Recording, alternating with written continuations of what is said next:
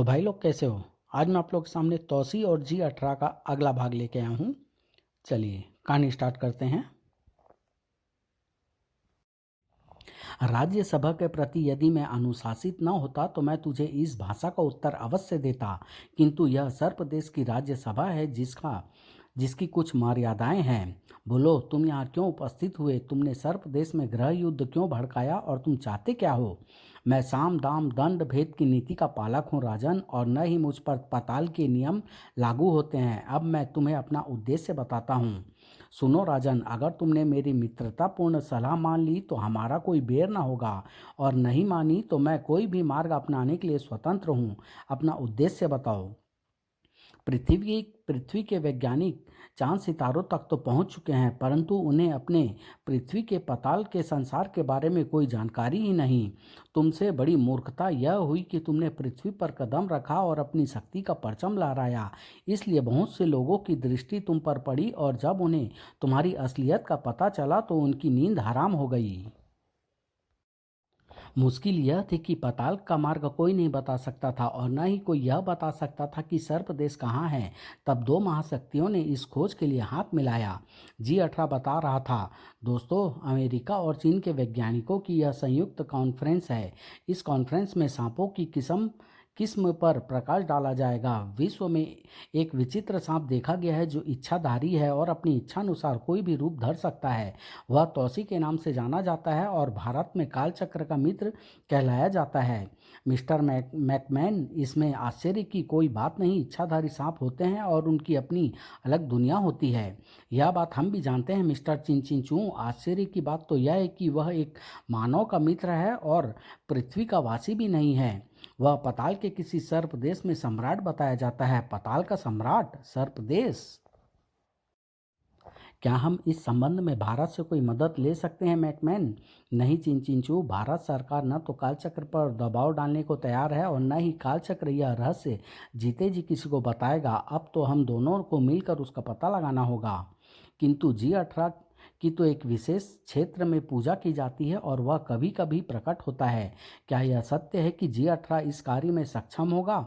निसंदेह, किंतु प्रश्न यह है कि G18 इस कार्य के लिए तैयार भी होता है या नहीं। G18 का आवाहन चीन के संगोल पर बने मठ का पुजारी खार्तूनची करता है, तभी G18 प्रकट होता है। लेकिन पहले तय हो जाना चाहिए कि सर्प देश की फतह के बाद हमारा काम क्या होगा। हमें जो भी उपलब्धि होगी उसमें आधे आधे के पार्टनर होंगे, और हम तौसी को भी अपने साथ मिलाने का प्रयास करेंगे। यदि वह न माना तो सर्प देश पर हमारा कब्जा होगा। चीन के संगोल पर्वत पर मठ के पुजारी खार्तून ची ने G18 का आह्वान किया। G18 प्रकट हुआ। कैसे याद किया? तुम पहले जन्म में इच्छाधारी सांप थे। तुम्हारी नागिन का कत्ल कर दिया गया, इसलिए तुमने दूसरा जन्म लिया। फिर तुमने 18 जन्म लिए। हर जन्म में तुम्हारी आत्मा अपनी नागिन के हत्यारे के लिए तड़पती रही। तुम अपनी नागिन के हत्यारे को ढूंढकर नहीं मार सके, लेकिन इन 18 जन्मों में तुम 18 अद्भुत शक्तियों के स्वामी बन गए। जब मेरा आह्वान हुआ तो मैं प्रकट हो गया और मैं उस कार्य के लिए सहर्ष तैयार हो गया। जानते हो क्यों? इसलिए कि मैं जानता था कि पाताल में सर्प देश भारत देश के ठीक नीचे है, और मेरे पत्नी के हत्यारे का बदला मुझे लेना है। उसमें यानी तौसी मेरा सबसे बड़ा दुश्मन है। तौसी तुम्हारा पुत्र तुमसे कहीं ज़्यादा शक्तिशाली होगा। उसे तुमको मेरे हवाले करना होगा। अब बताओ, क्या तुम उन दोनों देशों को अनुसंधान कार्य के लिए सर्प देश में अनुमति देते हो और उनकी मित्रता स्वीकार करते हो? कभी नहीं। अपने पुत्र को मेरे मेरे हवाले करते हो? मर कर भी नहीं।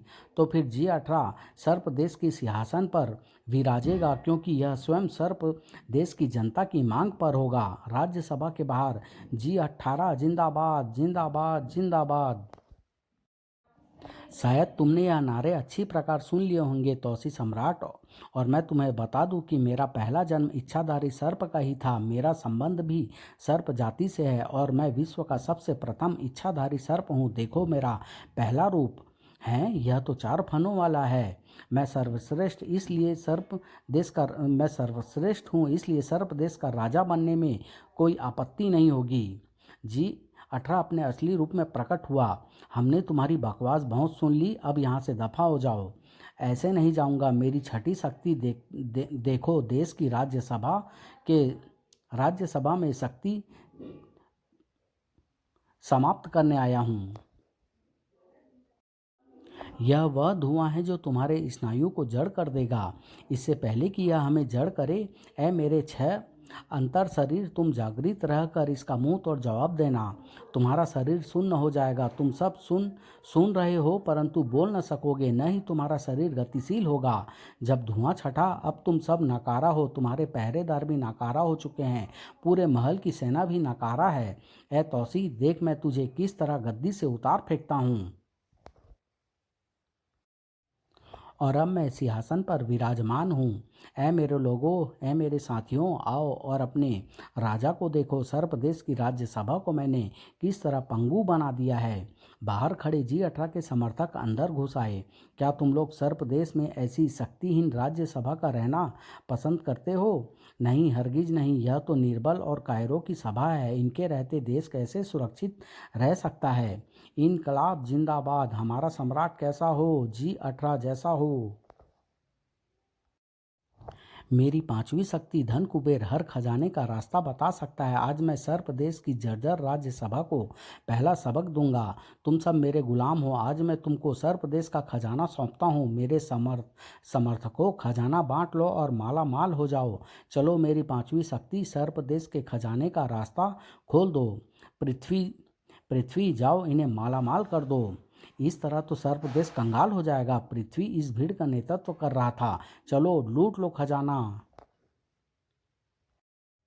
मेरे भीतर मौजूद अष्टध्वज, तुम उस द्वार पर खड़े हो जाओ और अपनी 8 भुजाओं को इस तरह चलाओ कि जो तुम्हारी सीमा में आ जाए कट कर गिर जाए। मुझे ऐसा ही वरदान प्राप्त है। सम्राट तौसी अष्टध्वज तौसी के शरीर से बाहर निकल गया। सम्राट G18, या खजाने के द्वार पर कौन खड़ा है? इसके 8 हाथ विद्युत गति से अपनी सीमा में आने वाली हर चीज को काट रहे हैं। मैं भी इसे उड़ाकर आकाश में पहुंचा देता हूँ। अदृश्य ध्वज, इससे पहले कि G18 कोई हरकत करे, तुम इसे मार मार कर राज्यसभा से बाहर फेंक दो। जो आज्ञा स्वामी। अदृश्य ध्वज तो अदृश्य रहकर वार करने में महारत रखता था। ठाक डिसुम।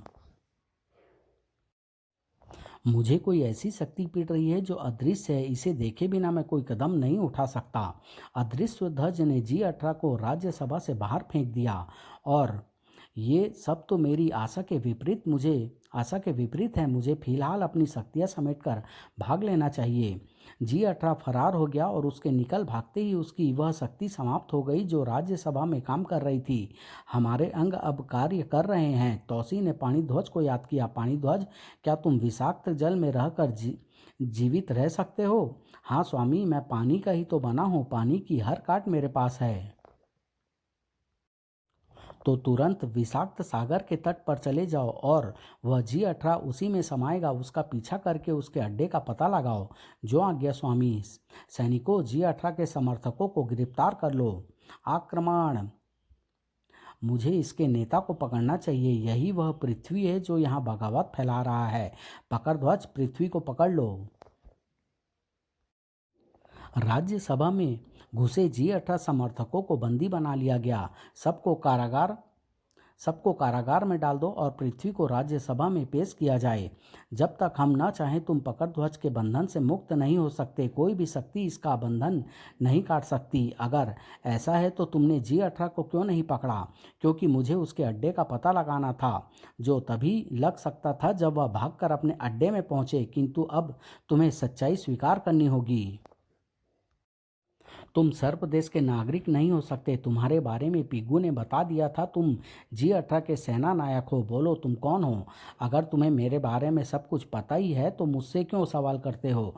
क्योंकि मुझे नहीं लगता कि चीन का यह शैतान पृथ्वी लोक से सेना सहित यहाँ उतरा होगा। तुम निसंदेह पताल के वासी हो। बताओ, तुम्हारे देश का क्या नाम है? अगर तुमने सच सच बता दिया तो हम तुम्हें क्षमा कर देंगे। मैं मौत तो स्वीकार कर लूँगा किंतु अपनी जुबान नहीं खोलूँगा। अभी इसे कारागार में डाल दो। हम इससे यह सवाल बाद में करेंगे। पहले G18 के समर्थकों के होश ठिकाने लगाने की जरूरत है। G18 के भागते ही उसके समर्थक भी भाग खड़े हुए। मनादी करा दो कि उत्तर प्रदेश में G18 का कोई भी समर्थक पाया गया तो उसे देशद्रोह के जुर्म में मृत्यु दंड दिया जाएगा। बस्तियों में G18 के समर्थकों की धरपकड़ शुरू हो गई। उधर पानी ध्वज विषाक्त जल में यात्रा करते हुए G18 के अड्डे तक पहुंच गया था और अरे यह तो चारों तरफ से बंद है और पृथ्वी की तरह गोल है।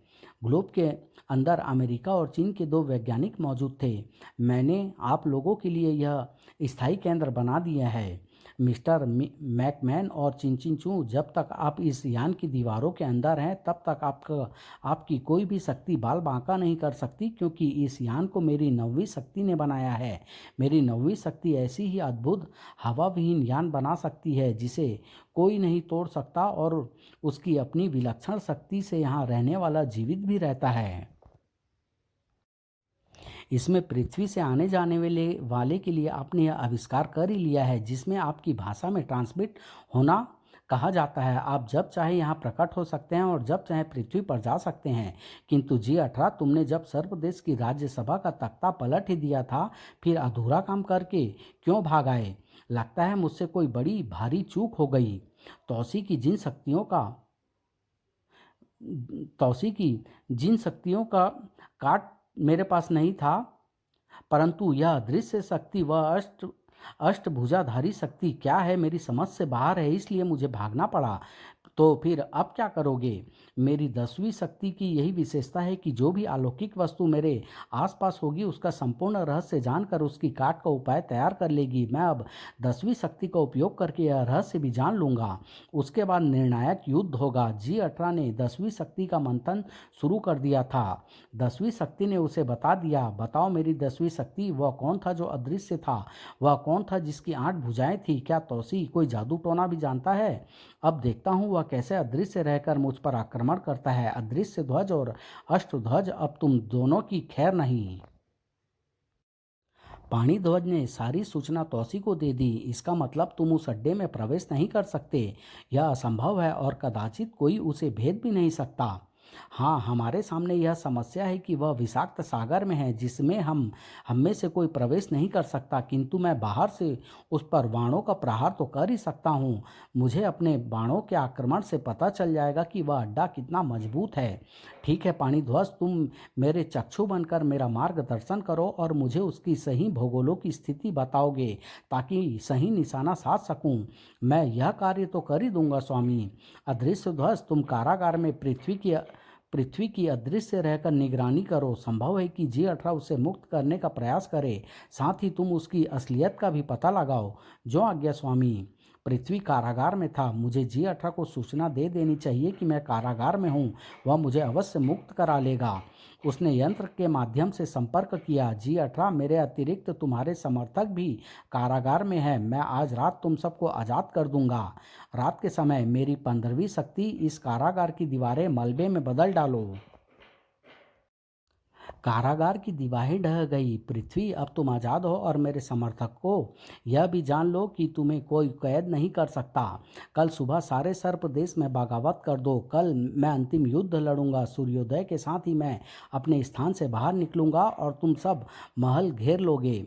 पृथ्वी, तुम यह सूचना त्रिभुवन को भी दे दो ताकि वह भी कल खुलकर राजमहल का भीतरी मोर्चा संभाल ले और उसकी समर्थक सेनाएं बगावत कर दे। ठीक है, मैं सुबह होने से पहले सब कर डालूंगा। अदृश्य ध्वज ने सारी सूचना तौसी को रात के समय ही दे दी। क्या कारागार के सब रक्षक मार डाले गए?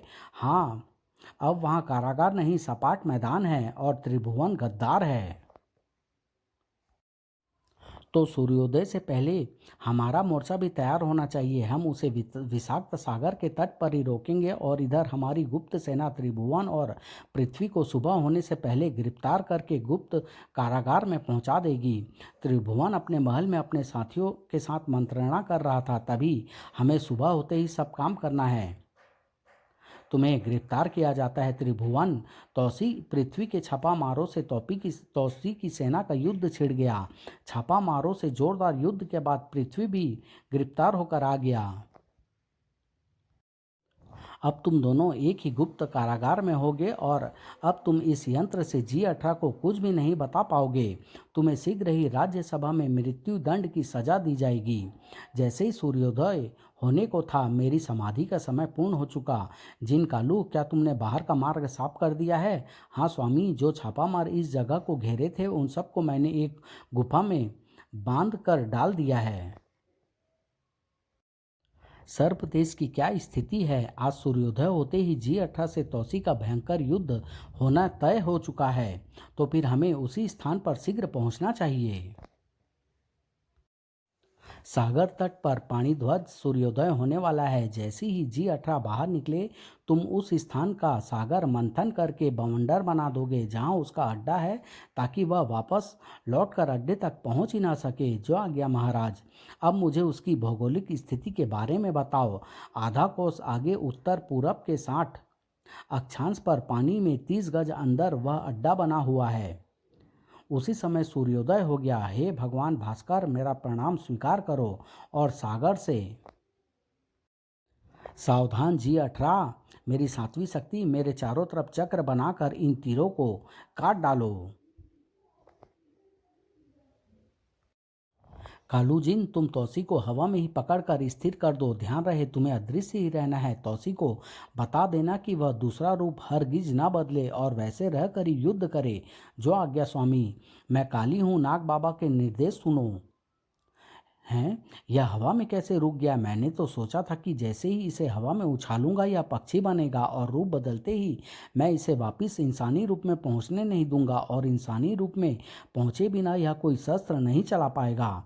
मेरे पास 16वीं शक्ति यह कार्य कर सकती है। इच्छाधारी के रूप बदलते ही उसे मंत्रों में बांधकर उसी रूप में रखेगी। हवा में रहकर ही आक्रमण करो। तो फिर तुम मुझे उसकी तरफ ले चलो, क्योंकि वह तीरों से नहीं मरेगा। ठाक ढिसूम। तौसी, यह तुम्हारे हर ब्रह्मास्त्र की काट जानता है, इसलिए इसे तुम्हें हाथ पैरों से मारना होगा। अब इसे जमीन पर ले जाना जरूरी है। जमीन पर लगते ही मैं इसे द्वंद्व में परास्त कर डालूंगा, क्योंकि मेरी 11वीं शक्ति इसका आधा बल मेरे भीतर खींच लेगी। लेकिन यह तभी होगा जब यह धरती पर अपना भार डालेगा। जमीन पर आ, मैं तेरे द्वंद्व का भी जवाब दूंगा। तौसी, जमीन पर हरगिज मत उतरना। इसके सीने की पट्टी काटकर इसे हवा में उछाल दो। यह हवा में फिर उड़ ही नहीं पाएगा। यह बुढ़ा मुझे मरवा के रहेगा, पहले उसे ही पटकता हूँ। तेरी आधी ताकत अब मुझ में आ गई है बूढ़े। पकड़ ध्वज, उसे पकड़ लो। हैं, यह क्या बला है? मेरी 13वीं शक्ति, तुम्हें यह वरदान है कि तुम्हें कोई बांध नहीं सकता। खोल दो मुझे। इससे पहले कि यह अपने को मुक्त करे, मैं इसके सीने के फीते काट देता हूँ। और अब मैं तुझे उड़ाकर कहाँ फेंकूंगा यह तेरे फरिश्ते को भी पता न होगा। सब G18 के शव के निकट पहुंच गए हैं। हे नाग बाबा, क्या अब मैं जमीन पर उतर सकता हूँ? हाँ वत्स, अब G18 का आतंक समाप्त हो गया। किंतु G18 के शव को किसी ऐसे तहखाने में डालना होगा जहाँ हवा ना आ जा सके। ऐसा किस लिए? हो सकता है इसने मौत से पहले किसी शक्ति का आवाहन करके यह निर्देश दिया हो कि वह उसे मौत के बाद जीवित कर दे। तब तो हम उसका शरीर भी नष्ट कर देते हैं, इसे जला देते हैं। नहीं वत्स, ऐसा करोगे तो इस जन्म का नहीं वत्स, ऐसा करोगे तो इसका 19वां जन्म हो जाएगा और फिर इसका यह जन्म सर्प देश में होगा। फिर यह तुमसे मारा नहीं जा सकेगा। इसलिए इसको हवा विहीन तहखाने में रखना होगा, ताकि न तो इसका शरीर सड़े गले, न ही कोई भारी हवा इस तक पहुंच पाए। मैंने इसकी समस्त शक्तियों की जांच कर ली है। ग्लोब में G18 मारा गया। इससे पहले कि हम भी मारे जाएं, हमें यहाँ से पृथ्वीलोक पहुँच लेना चाहिए। चिंचिंचू और मैकमैन ट्रांसमिट होकर पृथ्वीलोक चले गए और ग्लोब फट गया और G18 का शव हवा विहीन तहखाने में डाल दिया गया। बस अब मैं तुम्हें G18 की शक्तियाँ का विस्तृत वर्णन सुनाता हूँ, ताकि तुम अपने अंदर निकट भविष्य में ऐसी शक्तियों का विनाश करने की क्षमता प्राप्त कर सको। वह केवल गाउन की मदद से उड़ता था, जो उसकी सबसे बड़ी शक्ति थी, और यह हमारे लिए उस दिन सबसे बड़ा खतरा साबित होता जब तुम्हारे पुत्र का नामकरण संस्कार का वक्त आता।